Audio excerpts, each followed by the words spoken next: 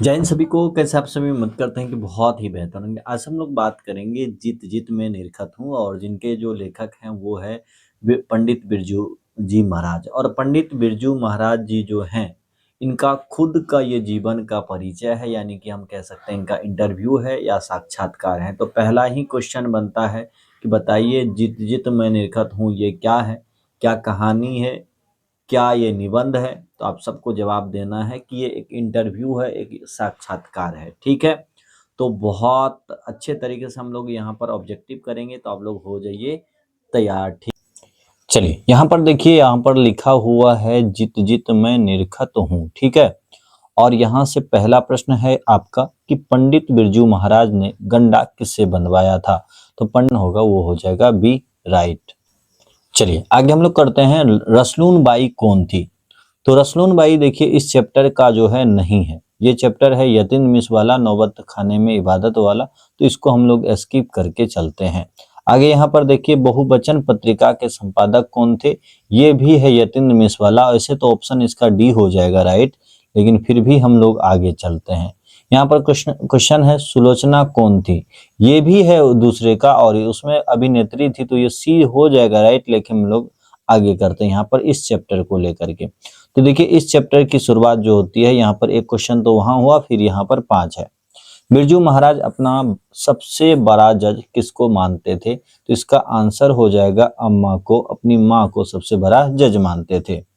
6 number का question है कि बिरजू महाराज का संबंध जो है किससे था, बांसुरी वादन से कि तबला वादन से या कथक से या आपका जो है संतूर से। तो ये जो है कथक नृत्य है एक प्रकार का, इससे था। ठीक है ना, आगे बढ़ते हैं। यहाँ पर आगे जो है आपका वो क्या है, आगे है बिरजू महाराज सबसे बड़ा जज किसे मानते थे, जो कि आप पिछले इससे पहले भी प्रश्न कर चुके हैं। तो ये जवाब आप लोग जल्दी से दे दीजिएगा, तो इनका हो जाएगा माताजी। ठीक है, देखिए यहाँ पर ऑप्शन बदल बदल कर दिया हुआ है। ठीक है, आगे है कि पंडित बिरजू महाराज लखनऊ घराने की किस पीढ़ी के जो है कलाकार हैं। तो इसका जो आंसर हो जाएगा वो हो जाएगा आपका 9वीं पीढ़ी का।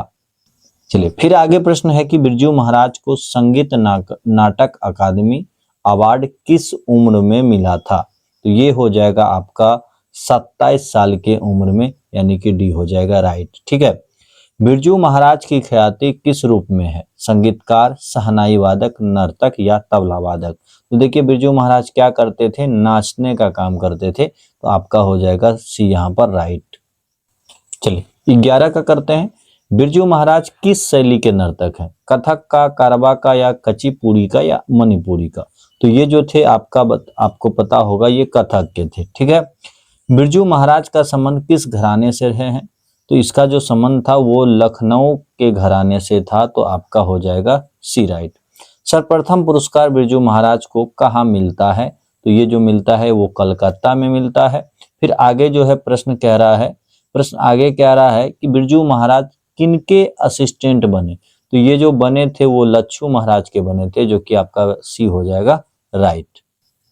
चलिए फिर क्वेश्चन यहाँ पर क्या है, क्वेश्चन है कि शंभू महाराज बिरजू महाराज के कौन थे। ठीक है, शंभू महाराज बिरजू महाराज के कौन थे। तो इनका हो जाएगा चाचा जी। ठीक है, बिरजू महाराज जो है, बिरजू महाराज को प्रारंभिक शिक्षा किससे प्राप्त हुई थी।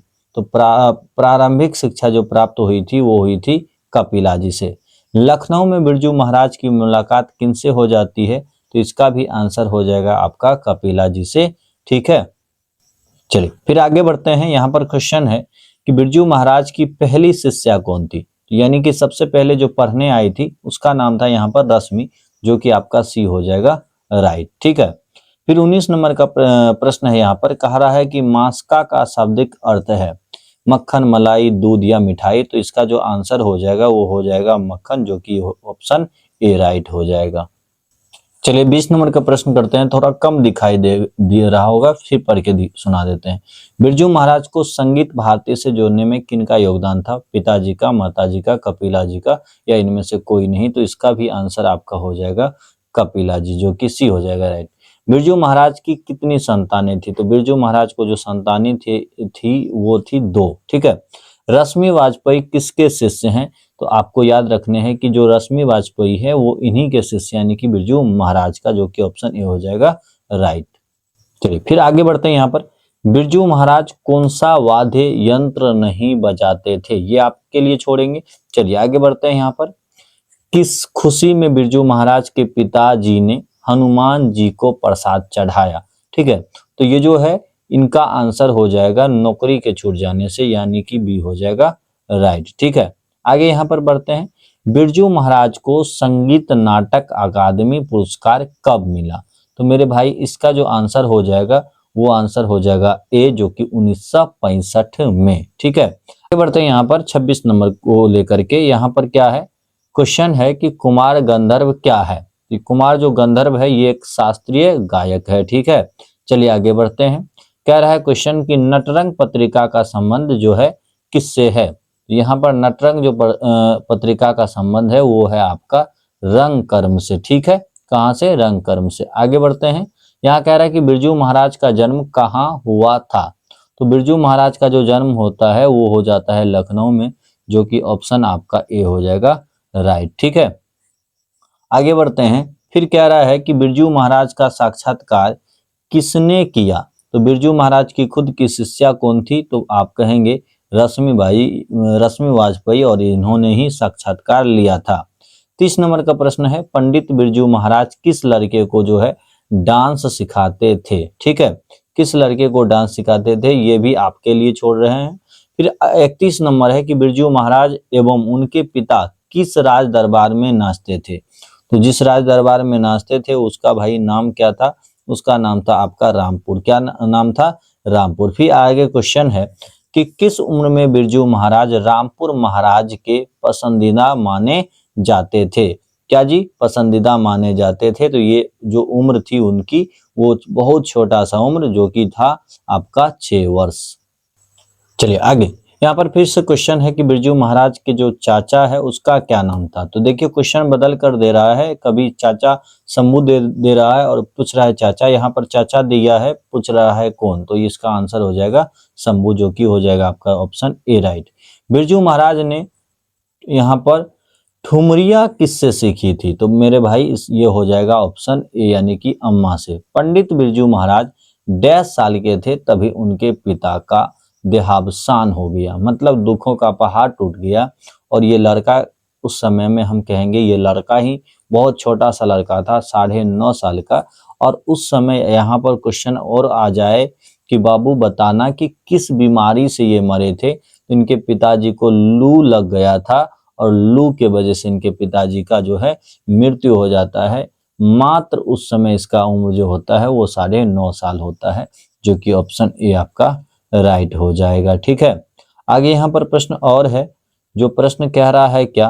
तो प्रश्न है यहाँ पर देखिएगा, प्रश्न कह रहा है कि नेपाल में बिरजू महाराज के एक रिश्तेदार थे, उस जिनका नाम आपका डैश था, ठुमुक लाल, चुन्नू लाल या हरिहर लाल या झुमुक लाल।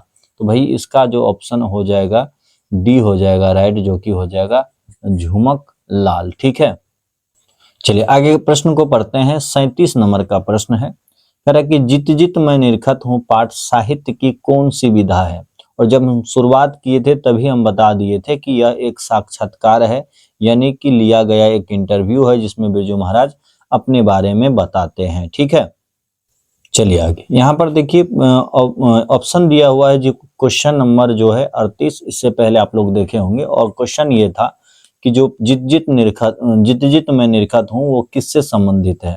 तो ये जो है संबंधित है आपका किससे? तो शंभू महाराज नहीं, बिरजू महाराज से संबंधित हो जाएगा, जो कि भी हो जाएगा सही। ठीक है, आगे यहाँ पर करते हैं। कह रहा है कि पंडित बिरजू महाराज कानपुर में कितने साल रहे थे? तो जब कानपुर की बात आती है तो बिरजू महाराज जी वहां पर 2 से 2.5 साल रहे थे, तो ऑप्शन हो जाएगा आपका 2-2.5 साल, जो कि डी हो जाएगा राइट। बिरजू महाराज का जन्म लखनऊ के किस अस्पताल में हुआ था? देखिए यहाँ पर बहुत सारा चीज आप लोगों को बता दे रहे हैं, क्योंकि यहाँ से जो है कुछ कुछ प्रश्न आपको देखने को मिल सकता है। पहला बात कि अगर बिरजू महाराज का जन्म पूछे कब हुआ था, तो वो हुआ था आपका 1938 में, 4 फरवरी को। 4 फरवरी को, यह याद रख लीजिएगा। और दूसरी बात यहाँ पर और बताएं आपको, तो वो हुआ था आपका शुक्रवार को। क्या जी? शुक्रवार को। ये भी याद रख लीजिएगा, किस किस दिन को भैया? शुक्रवार को हुआ था, सुबह के 8 बजे। सुबह के 8 बजे। सुबह के कितने बजे याद रखिएगा? तो सुबह के 8 बजे। अब क्वेश्चन पे आते हैं। फिर क्वेश्चन कह रहा है कि कहाँ हुआ था? तो मेरे भाई इसका जन्म हुआ था लखनऊ में। और लखनऊ में किस अस्पताल में? तो वो हुआ था आपका जफरीन अस्पताल में। ठीक है, तो क्वेश्चन आपका क्या है कि बिरजू महाराज का जन्म लखनऊ के किस अस्पताल में हुआ था? तो आपका आंसर रहेगा कि जफरीन अस्पताल में। फिर क्वेश्चन है कि रंगकर्म की पत्रिका नटरंग की संपादक निम्न में से कौन सी थी? ठीक है ना? किरण मजूमदार, लारा यहाँ पर दत्ता, रश्मि वाजपेयी और वंदना राज।